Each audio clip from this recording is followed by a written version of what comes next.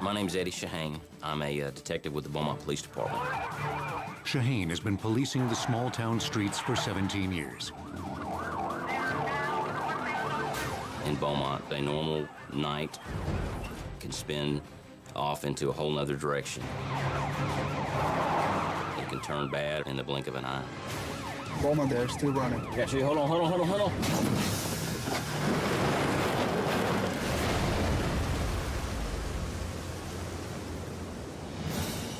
Shahane and his partner, Chewy Tamayo, patrol the side of town that's busy with convenience stores. On that particular night, I was a passenger in the car, and we noticed a subject running out of the store with something in his hands. The officers have run into the middle of a robbery. The guy jumps in the passenger side. The vehicle takes off at a high rate of speed. As soon as we pulled behind the vehicle and activated our emergency lights and siren, the driver accelerated and started fleeing from us. They're not stopping. They are running between South and 69 on Service Road. A quick look confirms there are two people in the getaway car. But Shahane can't believe what he sees next. The passenger leans over and grabs the steering wheel, and the driver of the vehicle climbs into the back seat. They are switching drivers. I have never seen anybody switch drivers at a speed of about 80 miles an hour. At that point, they needed to be stopped. One of the guys is reaching in the back seat. Shahane worries the suspects might have deadly intentions. The first thing that was going through my mind as this guy's climbing into the back seat, is he going for some type of weapon that may be in the back? Is he fixing to start trying to shoot out the rear of his vehicle and take us out? I can't tell what he's doing. They were not stopping. And by this time, we already had several other agencies assisting us with the chase. As these cars started coming in around him, the suspect cut down this levee road. Shahane knows there's no room for error on the narrow levee road. They're not much wider than a standard motor vehicle. And after that, it's water on both sides. If you make a mistake, you're going to end up in water over your head. The bad guy starts running over metal cattle guard gates. And since he was in an SUV, he's able to just run these gates over, and patrol vehicles aren't designed for that. And the third gate popped up and caught the front end of our patrol car just right. Got you. Hold on.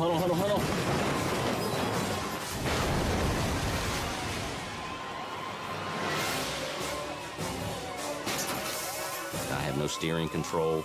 I can't brake. We were a 30-mile-an-hour locomotive with no steering mechanism. The front end hit the water, and immediately the car rolls over completely upside down and sinks on into this canal. Water immediately begins to flood the car. I could tell that I had just a few seconds before we were going to be completely engulfed in water. I had just enough time to think, I'm fixing to run out of air, so I took the biggest breath I could take, and right as I did that, the water came on up over my head. Shahane is trapped. The electric windows completely shorted out. I felt the water right about my neck. The water smelled like crawfish and mud, and I remember thinking, which way am I going to get out? You're disoriented, and there's absolutely no visibility. I've got one breath's worth of air in order to get myself out of this car, or my life's over. I'm feeling blindly with my hands, and I managed to get my head partially out of the window, and I'm trying to push the rest of the way out, but the window's not down far enough. It's catching on my chest. My feet were kicking back behind me, and I'm just looking for any kind of leverage. I could feel Eddie kicking my face because he was pushing on the window. And I remember praying, please let us get out of here alive. The next thought that crossed my mind was, I wonder if my pistol will fire under the water because I'm fixing to shoot this glass. Right as I'm thinking that, that driver's window popped, it shattered, and I was able to go ahead and swim out and come up to the surface and catch a breath of air. Within an instant, I realized that my partner wasn't on the surface with me. I was just trying to find a place to climb out, but I couldn't see. I didn't know which way was up or down. That's when I realized this can be it for me. I hollered, "Chewy's not up yet." And that's when Chewy's head popped up. We got your ass. The second I saw my partner's head surface, that was when the wave of relief just flowed over me. Nice job. Just sit right there. Although the bad guys may have got away that night, we have some detectives that went out and were able to track those guys down. The petty thugs are charged with a felony, evading police.